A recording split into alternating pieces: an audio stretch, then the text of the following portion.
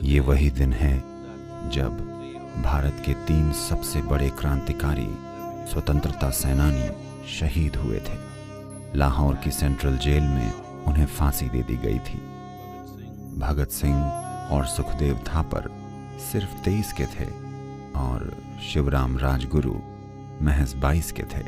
अपने छोटे से जीवन काल में उन्होंने इतना छोटा जीवन जिया, लेकिन फिर भी हम उन्हें भारत के स्वतंत्रता संग्राम के सबसे प्रमुख चेहरों के रूप में याद करते हैं। सुखदेव और भगत सिंह ने भारत की आज़ादी के लिए अपना संघर्ष तब शुरू किया जब वे कॉलेज में ही थे। उन्होंने एक संगठन की स्थापना की जिसे उन्होंने नौजवान भारत सभा नाम दिया, ताकि वो अपने कॉलेज के साथियों और दूसरे युवाओं को आज़ादी की लड़ाई में शामिल होने के लिए प्रेरित कर सकें। कुछ सालों बाद उनकी मुलाकात राजगुरु से हुई। पुणे निवासी राजगुरु एक संस्कृत के विद्वान और एक पहलवान भी थे। चंद्रशेखर आजाद से प्रेरित होकर वो आज़ादी की लड़ाई में शामिल हुए थे। 1927 में भारत के लिए संवैधानिक सुधार और स्वशासन की संभावना पर रिपोर्ट देने के लिए साइमन कमीशन का गठन किया गया, लेकिन इस कमीशन में एक भी भारतीय के न होने से कई स्वतंत्रता सेनानी बहुत नाराज हुए। लाला लाजपत राय भी उनमें से एक थे। उन्होंने 1928 में लाहौर में इसके खिलाफ विरोध प्रदर्शन किया। लाला लाजपत राय को पुलिस अधीक्षक जेम्स स्कॉट ने निशाना बनाया और बुरी तरह पीटा। गंभीर रूप से घायल होने के कुछ दिनों बाद उनकी मृत्यु हो गई।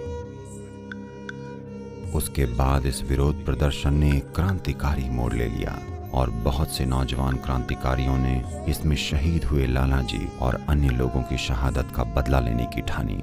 तो उन्होंने जेम्स स्कॉट की हत्या करने की योजना बनाई, जिसने लाला जी को पीट पीट कर मृत्यु तक पहुंचा दिया था। भगत सिंह, चंद्रशेखर आजाद, सुखदेव और राजगुरु सहायक अधीक्षक जॉन सॉन्डर्स को मारने में सफल भी रहे, जिसने पुलिस के एक बड़े तलाशी अभियान की शुरुआत कर दी, लेकिन वो भागने में सफल रहे।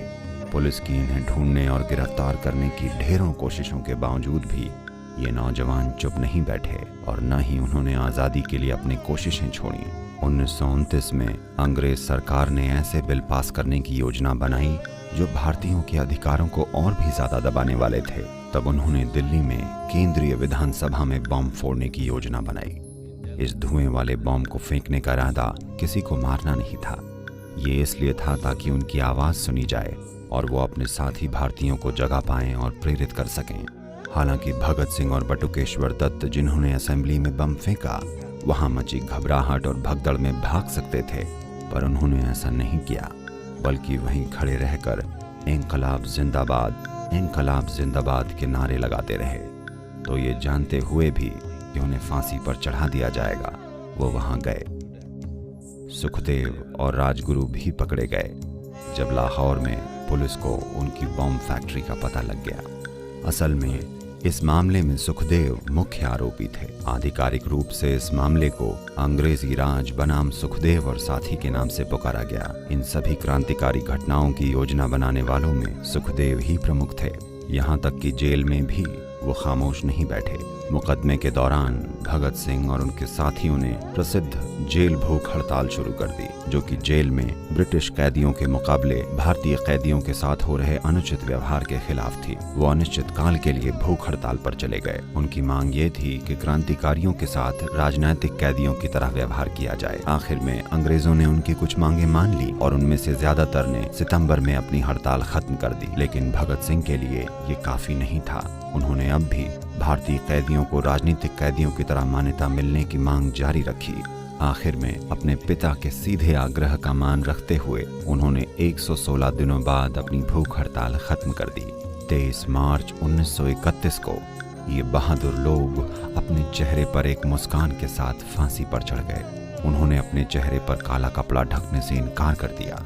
अपने ही हाथों से अपने गले में फांसी का फंदा डाला। महात्मा गांधी ने भगत सिंह, सुखदेव और राजगुरु की फांसी की सजा कम करवाने की कोशिश की। फांसी के ठीक पहले सुखदेव ने गांधी जी को एक पत्र लिखा। उन्होंने कहा, हमारे फांसी पर चढ़ने से भारत को ज्यादा फायदा होगा, बजाय हमारी सजा के कम होने से। ऐसी थी इन युवाओं की भक्ति कि उन्होंने खुशी खुशी अपनी मातृभूमि को बचाने के लिए अपनी जान न्यौछावर कर दी। और इस दिन हम याद करते हैं कि कैसे राष्ट्र के लिए उनके जीवन की भेंट ने इस पीढ़ी के लिए और आने वाली पीढ़ियों के लिए, हम सभी के लिए एक स्वतंत्र राष्ट्र का निर्माण किया है। नमस्कार।